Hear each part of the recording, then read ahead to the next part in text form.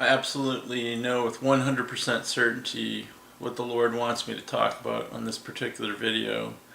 And the reason I say that is because during Mass tonight, on the eve of Thanksgiving, He clearly placed into my mind this thought, which I've had on several occasions since my visit in the monastery, two monasteries of Our Lady of the Holy Spirit in Conyers, Georgia, and Our Lady of Gethsemane in Gethsemane, Kentucky, both Trappist monasteries.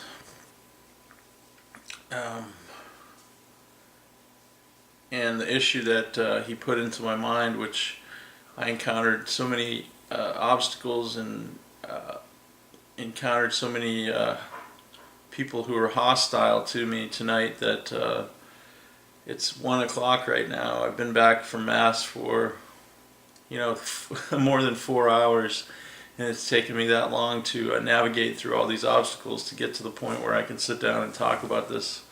And so I just have to pray, that God will grant me the mercy, first of all, and the focus and concentration to talk about it. And the topic is related to living in the presence of God in the current moment that you're in at any particular given time, which, as you're watching this right now, is right now. So right now, I want you to ask yourself this question and act on it, because God will never ask anything from you that requires you to commit sin in your life.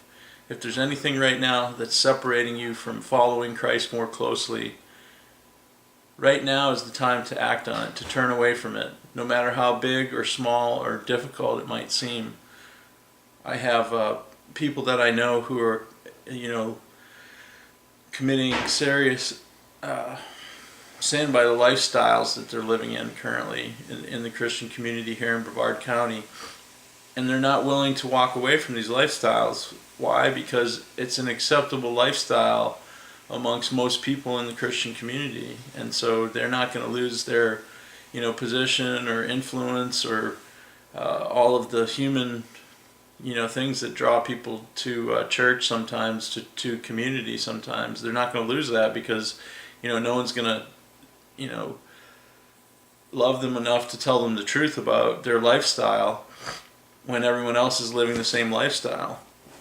So I found myself in a position where, God's made it very clear to me that, because of the freedom that He's given me to live my life in a radical way, committed to Him in, total poverty. I live here in a home that's not owned by myself. I have a car that I'm in the process of, getting rid of and selling, and all of my possessions as well, according to the Gospels.